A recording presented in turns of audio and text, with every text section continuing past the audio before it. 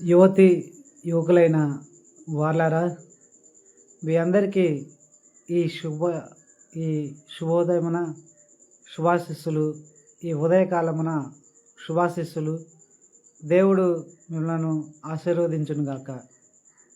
యువతి యువకులైన వాళ్ళారా, మీలో కొందరు ఏమనుకుంటారంటే, మాకెప్పుడు కూడా చెడు జ్ఞానమే ఉంటుంది, పాపపు జ్ఞానమే ఉంటుంది. ఆ పాపపు జ్ఞానం వల్లనే మేము తప్పులు చేస్తూ ఉన్నాము, పాపం చేస్తూ ఉన్నాము. మాకెప్పుడు కూడా నెగిటివ్ ఆలోచనలే వస్తున్నాయి అని బాధపడుతూ ఉంటారు. అలా బాధపడుతూ వాటి జ్ఞానం అనుసారంగా వాళ్ళు జీవిస్తూ ఉంటారు, తప్పులు చేస్తూ ఉంటారు, పాపాలు చేస్తూ ఉంటారు, చెడు మార్గంలో జీవిస్తూ ఉంటారు. అలాంటి యువతి యువకులతో ఇప్పుడు నేను మాట్లాడుతున్నాను. యువతి యువకులైన వాళ్ళారా, దేవుడు మిమ్మల్ని సృష్టించినప్పుడు మీ మెదడుని కంటూ సొంత జ్ఞానాన్ని ఇవ్వలేదు. దేవుడు మీ మెదడుని ఎంటీగా ఉంచాడు. మీ మెదడులో మంచి చెడులు తెలుసుకునే విచక్షణను మాత్రమే ఉంచాడు. ఆ మంచి చెడులు తెలుసుకునే విచక్షణ మాత్రమే ఉంది మీ మెదడులో. ఆ మంచి చెడులు తెలుసుకునే విచక్షణతో మీరు ఈ లోకంలో సంచరిస్తూ జ్ఞానాన్ని సంపాదించుకొని ఆ జ్ఞానాన్ని మీ మెదడులో దాచుకోవడానికే మీ మెదడు మీకు ఉపయోగపడుతుంది. అంటే అది ఎలాగో అంటే, మీ చేతిలో సెల్ ఫోన్లు ఉన్నాయి కదా, ఆ సెల్ ఫోన్ మెమరీలో మీకు కావాల్సిన వాటన్నిటినీ కూడా భద్రపరుచుకుంటూ ఉంటారు. మీరు భద్రపరుచుకున్నప్పుడు ఆ సెల్ ఫోన్ మెమరీలో మీరు కావాల్సిన వాటిని మరలా వెతికినప్పుడు ఆ సెల్ ఫోన్ మెమరీ మీకు చూపిస్తుంది. మీరు వెతికే వాటినే మీకు చూపిస్తుంది. అంతేగాని మీ సెల్ ఫోన్ మెమరీ తనకై తాను జ్ఞానాన్ని సంపాదించుకోలేదు, వీడియోలను సంపాదించుకోలేదు, తనకై తాను దేనిని సంపాదించుకోలేదు, తనకై తాను దేనిని కూడా తనలో భద్రపరచుకోలేదు, స్టోర్ చేసుకోలేదు. అలాగే మీ మెదడు కూడా ఒక సెల్ ఫోన్ మెమరీ లాగానే మీకు ఉపయోగపడుతుంది. మీ శరీరం ఒక సెల్ ఫోన్ అయితే, మీ తలలో ఉన్న మీ మెదడు సెల్ ఫోన్ మెమరీ లాగానే ఉంది. మీ సెల్ ఫోన్ మెమరీ లాగా ఉన్న మీ మెదడులోకి మీరు ఈ లోకంలో సంచరిస్తూ జీవిస్తూ జ్ఞానాన్ని సంపాదించుకొని ఆ జ్ఞానాన్ని మీ మెదడులో దాచుకొని జీవించడానికే మీకు మీ మెదడు దేవుడిచ్చాడని నేను మీకు చెబుతున్నాను. మీరు మీ మెదడులో దాచిన జ్ఞానాన్ని బట్టి మీరు మరలా ఆలోచించినప్పుడు, గుర్తు చేసుకున్నప్పుడు మీ మెదడు తనలో మీరు దాచిన దానిని మీకు గుర్తు చేస్తుంది. అంతేకాని మీ మెదడు తనకై తాను దేనిని కూడా మీకు గుర్తు చేయదు. మీ మెదడు తనకై తాను దేనిని కూడా చెడు గురించి ఆలోచించదు. మీ మెదడుకి సొంతగా చెడు జ్ఞానము, పాప జ్ఞానము లేనే లేదు. ఒకవేళ మీరు చెడ్డవాళ్ళైన మీ స్నేహితుల ప్రభావానికి గురయ్యి చెడు జ్ఞానాన్ని కనుక సంపాదించుకుంటే, ఆ చెడు జ్ఞానము నిమిత్తము మీరు ఆలోచిస్తేనే ఆ ఆలోచనలు మీకు వస్తాయి. మీ మెదడు గుర్తు చేస్తుంది. మీరు ఆలోచించకుండా మీ మెదడు తనకై తాను చెడు జ్ఞానం గురించి ఆలోచించలేదు అని నేను మీకు చెబుతున్నాను. మరి మీరు మీ తలలో విను ఆ చెడు జ్ఞానము ఎవరిది అంటే, ఇప్పుడు నేను మీకు చెప్తున్నాను.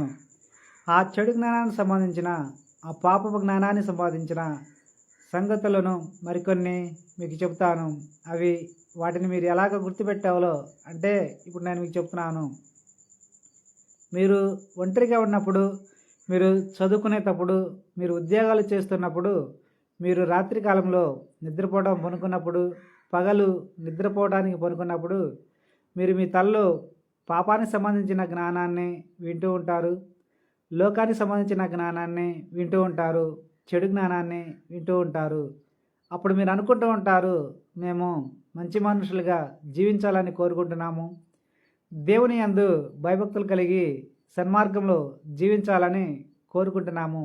కానీ మా మెదడు ఎప్పుడూ కూడా దేవునికి వ్యతిరేకంగా చెడు జ్ఞానాన్నే కలిగి ఉండి చెడు ఆలోచనలనే ఆలోచిస్తూ ఉంటుంది.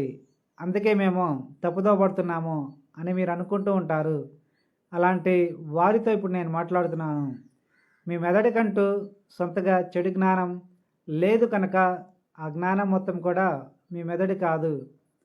మీరు సన్మార్గంలో జీవించాలి అని కోరుకున్నప్పుడు మీ మెదడు తనకై తాను చెడు జ్ఞానం గురించి ఆలోచించదు.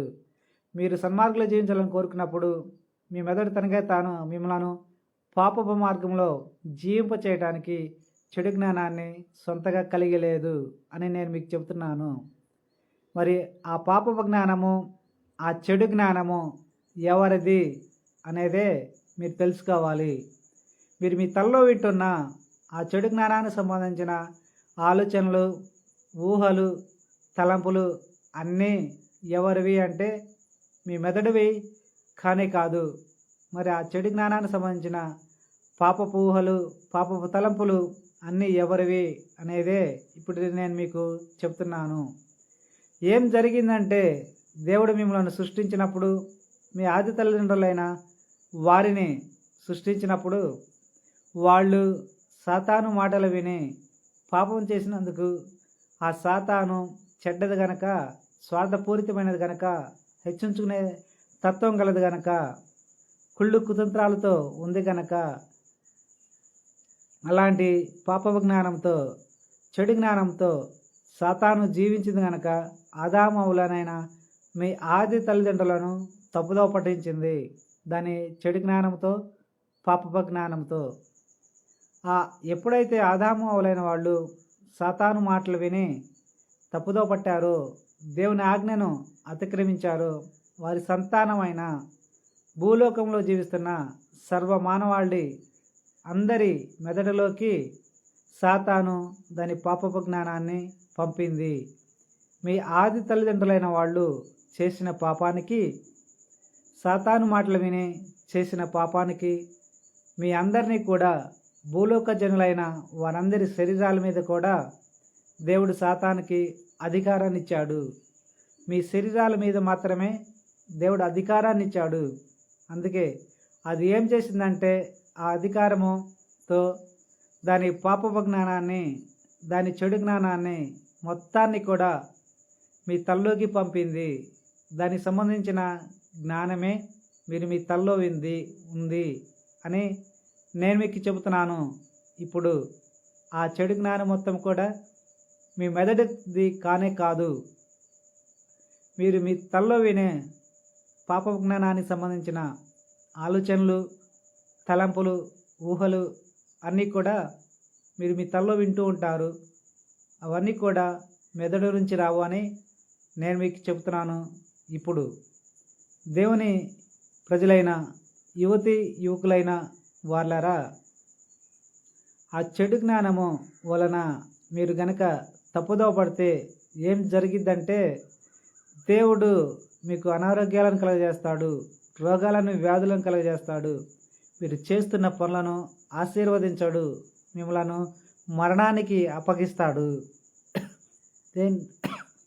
దేనికి అంటే దేవుడు మిమ్మలను తన కోసమే, తన ఆనందం కోసమే, తన కోసం జీవించడానికి మాత్రమే సృష్టించుకున్నాడు. తన ఆనందం కోసమే మిమ్మల్ని సృష్టించుకున్నాడు కనుక మీరు దేవుని కోసమే జీవించకుండా సాతాను మీ తల్లోకి పంపిన దాని పాపపు జ్ఞానంతో మీరు జీవిస్తే దేవుడు మీకు రోగాలను, వ్యాధులను కలగజేస్తాడు. మీరు చేస్తున్న పనులను ఆశీర్వదించడు. మీరు సాతాను జ్ఞానంతో జీవించకూడదు అని నేను మీకు చెప్తున్నాను. దేవుని ఉగ్రతకు గురి కాకూడదు, దేవుడిచ్చి శాపాలకు మీరు గురి కాకూడదు అని నేను మీకు చెప్తున్నాను. ఇప్పుడు మరి ఆ సాతానుకి ఎందుకు మీ తల్లోకి పాప జ్ఞానాన్ని పంపిందో కూడా చెప్పాను. మరలా గుర్తు చేస్తున్నాను, అది మీ తప్పు కానే కాదు. సాతాను మీ శరీరాల మీద అధికారాన్ని కలిగి ఉండటము మీ తప్పు కానే కాదు. మీ ఆది తల్లిదండ్రులైన వాళ్ళు చేసిన పాపానికి దేవుడు ఆది తల్లిదండ్రులైన వారి సంతానం అయిన మీ అందరి శరీరాల మీదకి సాతానుకు అధికారాన్ని ఇచ్చాడు అంతే. ఆ అధికారంతోనే అది మీ ఆది తల్లిదండ్రులు చేసిన పాపము. ఆ పాపము వలన వారి సంతానమైన లోకమానవాళి అందరి శరీరాల మీద దేవుడు సాతానుకి అధికారాన్ని ఇచ్చాడు. ఆ అధికారంతోనే సాతాను మీ శరీరాల మీద కూడా అధికారాన్ని కలిగి ఉండి దాని పాపపు జ్ఞానాన్ని మీ తల్లోకి పంపింది అని నేను ఇప్పుడు మీకు చెప్తున్నాను. దాని జ్ఞానాన్ని మొత్తం కూడా మీరు మీ తల్లో వింటూ ఉంటారు. అది ఎలాగ పంపుతుంది మీ తల్లోకి దాని పాపపు జ్ఞానాన్ని అంటే, మీ స్నేహితులలో ఎవరైనా చెడ్డవాళ్ళు ఉన్నప్పుడు ఆ చెడ్డవాళ్ళు ఏం చేస్తారంటే మీతో మాట్లాడుతూ ఉంటారు, పాపపు తలంపులతో పాపపు ఆలోచనలతో మాట్లాడుతూ ఉంటారు, చెడు జ్ఞానంతో మాట్లాడుతూ ఉంటారు. వాళ్ళ మాట్లాడే మాటలు అన్నీ కూడా వారు మీకు ఇచ్చే జ్ఞానం మొత్తం కూడా అది చెడు జ్ఞానమే. అలాగే వాళ్ళు మీకు ఫోన్ చేసి పాపపు ఆలోచనలు పాపపు తలంపులను మీకు చెబుతూ ఉంటారు, మాట్లాడుతూ ఉంటారు, పాపానికి సంబంధించిన వాటిని అన్నిటినీ. అందుకే దేవుడు మీకు అలాగే ఎలాగైతే మీ స్నేహితులు చెడ్డవాళ్ళైన మీ స్నేహితులు పాప జ్ఞానాన్ని మీకు పంపుతారో, మీకు మీ తల్లికి చెప్తూ ఉంటారో, మీతో మాట్లాడుతూ మీ తల్లికి పంపుతూ ఉంటారో, అలాగే సాతాను కూడా దాని పాపపు జ్ఞానాన్ని మీ తల్లికి పంపుతూ ఉంటుంది, చెడ్డవాళ్ళైన మీ స్నేహితుల వాళ్ళే. కనుక ఆ సాతాను పంపే చెడు జ్ఞానాన్ని పాపపు జ్ఞానాన్ని మీరు మీ తల్లో వింటారు కనుక వాటి అనుసారంగా జీవించకూడదు అని నేను మీకు చెప్తున్నాను. దేవుని ప్రజలైన యువతీ యువకులైన వార్లారా, మీరు కనుక ఆ సాతాను పంపే ఆ చెడు జ్ఞానాన్ని అనుసారంగా మీరు జీవిస్తే కనుక దేవుడు మీకు రోగాలను కలుగజేస్తాడు, మీరు చేయి పనులను ఆశీర్వదించాడు. కనుక మీరందరూ కూడా ధైర్యం కలిగి ఉండండి. మీరు కనుక ధైర్యంగా ఉండి సాతాను మీ తల్లోకి పంపే దాని చెడు జ్ఞానాన్ని పాపపు జ్ఞానాన్ని మొత్తానికి కూడా మీరు చంపుతూ ఉండండి. మీరు చంపినప్పుడే ఆ సాతాను జ్ఞానము ఆ పాపపు జ్ఞానము చనిపోతుంది. మరి ఆ పాప జ్ఞానాన్ని ఎలాగ చంపాలి అంటే, సాతాను మీ తల్లోకి పంపే ఆ పాపపు ఆలోచనలను మీరు మీ చూపుల ద్వారా, మీ క్రియల ద్వారా, మీ మాటల ద్వారా చేయకుండా ఉంటే, జీవించకుండా ఉంటే ఆ పాపపు జ్ఞానము ఆ పాపపు ఆలోచనలు సాతాను యొక్క పాపపు ఆలోచనలు చనిపోతాయి. సాతాను యొక్క పాపపు ఆలోచనల అనుసారంగా మీరు చూడకుండా ఉంటే ఆ పాపపు ఆలోచనలు చనిపోతాయి.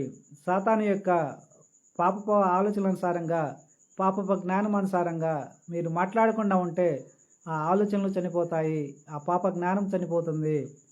సాతాను మీ తల్లోకి పంపే పాప జ్ఞానం అనుసారంగా మీరు క్రియలు చేయకుండా ఉంటే పాప జ్ఞానం చనిపోతుంది. అలా కనిపెడుతూ దాని జ్ఞానాన్ని చంపుతూ ఉండాలి. దాని జ్ఞానాన్ని చంపుతూ ఉంటే మీరు ధైర్యంగా ఉండి వాటన్నిటినీ చంపుతూ ఉంటే, సాతాను యొక్క జ్ఞానాన్ని చంపుతూ ఉంటే అప్పుడు సాతాను భయపడుతుంది. మీ ధైర్యమే సాతానుకు పిరికితనం అవుతుంది, సాతానుకు భయం అవుతుంది, సాతానుకు మానసిక రోగం అవుతుంది. ఆ భయంతో, ఆ మానసిక రోగంతో, ఆ పిరికితనంతో సాతాను దాని పాపపు జ్ఞానాన్ని మీ తల్లోకి పంపలేదు. దేనికి అంటే మీరు కనిపెడుతున్నారని, మీరు దాన్ని కనిపెడుతున్నారని అది మీ నుండి వెళ్ళిపోతుంది అని నేను మీకు చెప్తున్నాను. కనుక మీరు ధైర్యంగా ఉండండి. మీరు కనుక భయపడితే మీ భయమే సాతానుకు ధైర్యం అవుతుంది, సాతానుకు బలం అవుతుంది. ఆ ధైర్యంతోనే ఆ బలంతోనే సాతాను దాని పాపపు జ్ఞానాన్ని మీ తల్లోకి పంపుతూ ఉంటుంది. దేనికి అంటే మిమ్మలను పాపంలో పడివేయటానికి, మిమ్మలను నరకానికి తీసుకొని పోవటానికి, మీ జీవితాలలో సంతోషమే లేకుండా చేయటానికి. సాతాను ఈ లోకంలో దాని రాజ్యాన్ని స్థాపించుకున్న గనక సాతాను రాజ్యంలో మిమ్మల్ని చేర్చుకొని దాని రాజ్యంలో బానిసలుగా చేసుకొని మిమ్మల్ని జీవింప చేయాలని కోరుకుంటుంది కనుక అందుకే దాని పాపపు జ్ఞానాన్ని మీ తల్లోకి పంపుతుంది. కనుక మీరు భయపడమాకండి, ధైర్యంగా ఉండండి. మీ ధైర్యమే దానికి పిరికితనం అవుతుంది కనుక, మీ ధైర్యమే దానికి మానసిక రోగం అవుతుంది కనుక, మీ ధైర్యమే దానికి భయం అవుతుంది కనుక ఆ భయంతో దాని పాప జ్ఞానాన్ని మీ తల్లోకి పంపలేదు అని నేను మీకు చెప్తున్నాను. దేవుని ప్రజలైన యువతీ యువకులైన వార్లరా, కనుక మీరందరూ కూడా ధైర్యంగా ఉండండి అని నేను మీకు చెప్తున్నాను. దేవుడు ఈ మాటలు అన్నిటినీ కూడా మీరు దేవుడు నాకు చెప్పిన సంగతులనే నేను మీకు తెలియపరుస్తున్నాను. ఏది కూడా నా సొంత మాట కానే కాదని నేను మీకు చెప్తున్నాను. మీరు మీరు ఎంతో బాధపడుతూ ఉంటున్నారు. యువకులైన వాళ్ళారా, పాప జ్ఞానం ఎక్కడి నుంచి వస్తుందని బాధపడుతూ ఉంటున్నారు. మీరు నా మెదడు ఎప్పుడు కూడా పాపం గురించి ఆలోచిస్తుందని మీరు బాధపడుతూ ఉంటారు. మీ బాధను చూసిన దేవుడు, మీరు బాధపడటాన్ని చూసిన దేవుడు, మీరు తప్పుదోవ పడుతున్నారని చూసిన దేవుడు సాతాను యొక్క జ్ఞానాన్ని మీకు తెలియపరచాలని, అవన్నీ కూడా మీ మెదడు నుంచి రాదని ఆ జ్ఞానము మీకు తెలియపరచడానికే నాతో మాట్లాడి నాకు తెలియపరిచిన సంగతులనే నేను మీకు తెలియపరుస్తున్నాను. దేవుడు మిమ్మల్ని తన కోసం సృష్టించుకున్నాడు కనుక, తన పిల్లలుగా జీవించడానికి సృష్టించుకున్నాడు కనుక దేవుడు చెప్పిన సంగతులనే నేను మీకు చెప్తున్నాను. మీ శ్రేయోభిలాషిగా, మీ కింద మీ పనివాడిగా. కనుక మీరు దేవుని వాక్యానుసారంగా జీవించండి. మీరు సన్మార్గంలో కావాల్సటానికి దేవుడు పరిశుద్ధుడు కనుక పరిశుద్ధమైన మాటలను, పరిశుద్ధమైన జ్ఞానాన్ని బైబిల్లో ఉంచాడు కనుక ఆ పరిశుద్ధ జ్ఞానాన్ని మీ మెదడులోకి దాచుకొని ఆ జ్ఞానానుసారంగా మీరు చూస్తూ ఉండండి, మీరు మాట్లాడుతూ ఉండండి, మీరు క్రియలు చేస్తూ ఉండండి. అప్పుడు మీరు పరిశుద్ధులుగానే ఉంటారు. మీరు కనుక సాతాను యొక్క పాప జ్ఞానంతో జీవిస్తే గనక, మీ చూపుల ద్వారా, మీ క్రియల ద్వారా, మీ మాటల ద్వారా జీవిస్తే గనక మీరు అపవిత్రులు అవుతారు. అపవిత్రులుగా మారితే దేవుడు మిమ్మల్ని తన రాజ్యానికి తీసుకోడు. మీరు అపవిత్రతతో చనిపోతే మీ ఆత్మ మీ శరీరాన్ని వీడినప్పుడు మీ శరీరంలో అప్పటి వరకు ఉండా అపవిత్రత అనేది మీ శరీరంలోకి చేరుతుంది. అపవిత్రాత్మగా ఉండ మీలోకి చేరుతుంది. దేవుని ప్రజలైన వాళ్ళరా, యువతీయుకులైన వాళ్ళరా, మీరు చనిపోయిన తర్వాత మీ ఆత్మ మీ శరీరాన్ని వీడినప్పుడు మీ శరీరంలో అప్పటి వరకు ఉండ అపవిత్రత అనేది ఆత్మగా ఉండ మీలోకి చేరుతుంది. అప్పుడు మీరు అపవిత్రాత్మలుగా మారుతారు. అపవిత్రాత్మలుగా మారితే దేవుడు తన రాజ్యానికి తీసుకోడు, ఇక్కడనే ఉంచుతాడు. కొందరిని పాపం ఎక్కువ చేసి ఉంటే నరకానికి పంపుతాడు దేవుడు. కనుక అపవిత్రాత్మగా మారిన వాళ్ళు సమాధులను జీవిస్తూ ఉంటారు.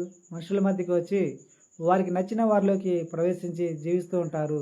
కనుక మీరు సాతాను యొక్క జ్ఞానంతో జీవించమాకండి, అపవిత్రులుగా మారమాకండి.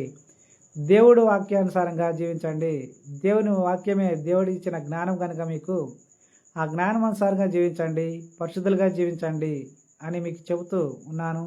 మీ శ్రేయోభిలాషిగా, మీ కింద మీ పనివాడిగా ఇప్పుడు దేవుడు మిమ్మలను, మీ కుటుంబ సభ్యులను ఆశీర్వదించాలని నిండు మనసుతో కోరుకుంటూ ఇంతటితో ముగిస్తున్నాను. Amen, amen, amen.